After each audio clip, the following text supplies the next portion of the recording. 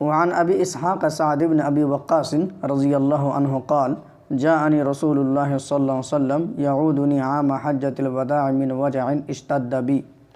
یہ جو حدیث ہے جو پڑھی جا رہی ہے آپ لوگوں کے سامنے، یہ حدیث بخاری مسلم کی حدیث ہے، اور حدیث کا راوی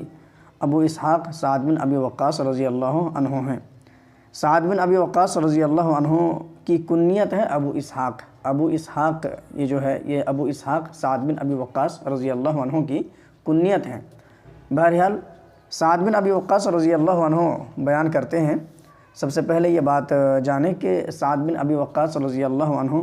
ان 10 صحابہ میں سے ہیں جنہیں دنیا ہی میں جنت کی خوشخبری دے دی گئی تھی، یعنی کہ عشرہ مبشرہ میں سے ہیں سعد بن ابی وقاص رضی اللہ عنہ۔ تو سعد بن ابی وقاص رضی اللہ عنہ اپنا معاملہ بیان کرتے ہیں کہ جاءنی رسول اللہ صلی اللہ علیہ وسلم یعودنی عام حجۃ الوداع من وجع اشتد بی، کہ اللہ کے رسول صلی اللہ علیہ وسلم حجۃ الوداع کے سال میری بیمار پرسی کے لیے میرے پاس تشریف لائیں، یعنی کہ سعد بن ابی وقاص رضی اللہ عنہ بیمار تھے، تو اللہ کے رسول صلی اللہ علیہ وسلم سعد بن ابی وقاص رضی اللہ عنہ کی بیمار پرسی کے لیے حجۃ الوداع کے سال ان کے پاس تشریف لے گئے۔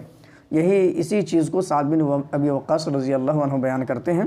اور کہتے ہیں کہ جب اللہ کے رسول صلی اللہ علیہ وسلم میرے پاس تشریف لائیں تو میں نے کہا یا رسول اللہ انی قد بلغ بی من الوجع ما ترى، اے اللہ کے رسول میرا درد کس قدر شدت اختیار کر گیا ہے آپ مجھے دیکھ رہے ہیں، اور وانا ذو مال ولا یرثنی الا ابنۃ لی، اور میں ایک مالدار آدمی ہوں اور میرا کوئی وارث نہیں ہے سوائے میری ایک بیٹی کے، یعنی میرے مال کے وارث صرف میری ایک بیٹی ہی ہے، میری ایک بیٹی کے سوا کوئی میرے مال کا وارث نہیں ہے۔ تو افاتصدق بثلثی مالی، تو اللہ کے رسول تو کیا میں اپنے مال کا 2/3 حصہ صدقہ کر دوں؟ اللہ کے رسول نے سعد بن ابی وقاص رضی اللہ عنہ سے یہ پوچھا کہ میرا کوئی وارث نہیں ہے، صرف ایک ہی بیٹی ہے، تو کیا میں اپنے مال کا 2/3 حصہ صدقہ کر دوں؟ 2/3 حصہ کہتے ہیں اپنے مال کو 3 حصہ کر کے 2 حصے کو 2/3 حصہ کہتے ہیں۔ تو اللہ کے رسول سے پوچھا گیا کہ کیا میں اپنے مال کا 2/3 حصہ صدقہ کر دوں؟ تو اللہ کے رسول نے فرمایا کہ لا، نہیں۔ سعد بن ابی وقاص رضی اللہ عنہ کہتے ہیں کہ پھر میں نے اللہ کے رسول سے پوچھا فالشطر یا رسول اللہ کے رسول کیا میں اپنے مال کا آدھا حصہ صدقہ کر دوں؟ تو آپ نے فرمایا کہ لا، نہیں۔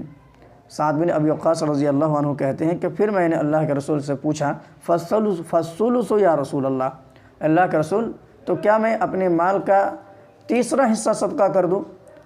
تو آپ نے فرمایا کہ الثلث والثلث کثیر او کبیر، کہ ہاں 3 حصہ صدقہ کر سکتے ہو لیکن یہ 3 حصہ بھی زیادہ ہیں۔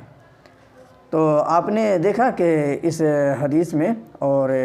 ابھی جتنا ترجمہ کیا گیا ہے اس کے علاوہ اور بھی ہے۔ آگے اللہ کے رسول نے سعد بن ابی وقاص رضی اللہ عنہ سے فرمایا انک ان تذر ورثتک اغنیاء خیر من ان تذرهم عالۃ یتکففون الناس، کہ تم اپنے ورثہ کو، تم اپنے وارثین کو مالدار چھوڑ کر جاؤ، یہ زیادہ بہتر ہے اس سے کہ تم اپنے ورثہ کو کنگال کر کے جاؤ اور وہ تمہارے جانے کے بعد لوگوں کے سامنے ہاتھ پھیلاتے رہیں، اس سے زیادہ بہتر ہے کہ تم اپنے ورثہ کو مالدار چھوڑ کر جاؤ۔ پھر اللہ کے رسول نے فرمایا وَإِنَّكَ لَن تُنْفِقَ نَفَقَةً تَبْتَغِي بِهَا وَجْهَ اللَّهِ إِلَّا أُجِرْتَ عَلَيْهَا حَتَّى مَا تَجْعَلُ فِي امْرَأَتِكَ، کہ تم جو بھی اللہ کے رضا کے لیے خرچ کرتے ہو، جو بھی خرچ کرتے ہو اللہ تعالیٰ کی رضامندی حاصل کرنے کی نیت سے، اس پر تمہیں اجر دیا جاتا ہے، یہاں تک کہ جو لقمہ تم اپنی بیوی کے منہ میں ڈالتے ہو اس پر بھی تمہیں اجر دیا جاتا ہے۔ تو اب دیکھیں کہ یہ حدیث کتنا اہم چیز اس حدیث کے اندر بیان کی گئی ہے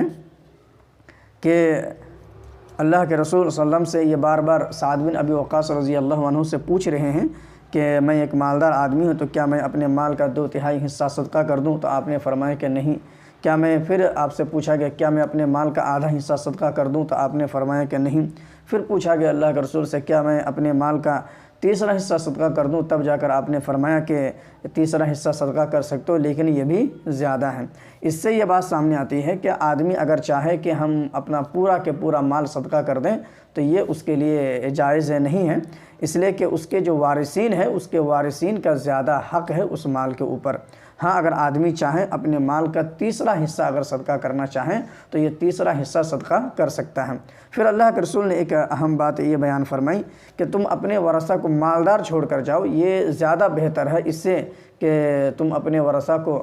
کنگال کر کے جاؤ اور تمہارے جانے کے بعد وہ ہاتھ پھیلاتے رہیں۔ اس سے بہتر ہے کہ تم اپنے ورثہ کو مالدار چھوڑ کے جاؤ۔ اس سے یہ بات آتی ہے کہ شریعت اسلامیہ نے ورثہ کا کس قدر خیال رکھا ہے کہ اگر آدمی چاہے کہ پورا مال ہم صدقہ و خیرات کر دے اور اپنے ورثہ کو کنگال کر کے جائیں تو یہ شریعت اسلامیہ نے اس کو پسند نہیں کیا اور اس کو اچھا نہیں سمجھا، بلکہ بہتر اور اچھا یہ سمجھا گیا کہ اپنے ورثہ کو مالدار چھوڑ کر جائیں۔ تو ہر آدمی کو اپنے پیچھے رہنے والے لوگوں کی فکر ہونی چاہیے اور اپنے ورثہ کی فکر ہونی چاہیے، اور شریعت اسلامیہ نے ورثہ کا بہت زیادہ خیال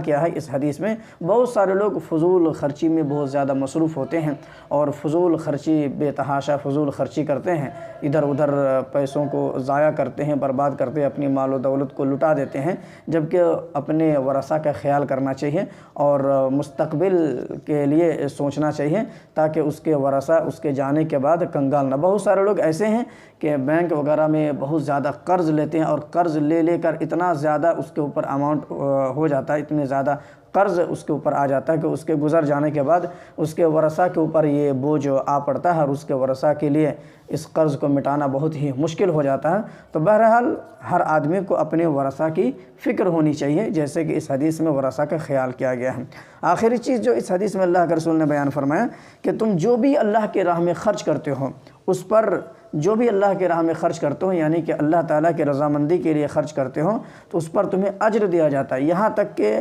جو لقمہ تم اپنی بیوی کے منہ میں ڈالتے ہو اس پر بھی اجر دیا جاتا ہے، یعنی کہ اپنی بیوی کی جو ذمہ داری اٹھاتے ہو اس کو کھلانے کے لیے، پلانے کے لیے، اس کے رہن سہن کے بندوبست کے لیے، اپنے اولاد کی ذمہ داری جو اٹھاتے ہو، اپنے ماں باپ پر جو خرچ کرتے ہو، اپنے اولاد پر جو خرچ کرتے ہو، ان تمام چیزوں پر بھی اجر دیا جاتا ہے۔ شرط ہے کہ آدمی کی نیت میں اخلاص ہو، حسن نیت ہو، اللہ تعالیٰ کی رضامندی کے لیے وہ خرچ کریں اور اللہ تعالیٰ کی خوشنودی کے لیے خرچ کرتا ہے تو اس پر بھی اسے اجر و ثواب عطا کیا جاتا ہے۔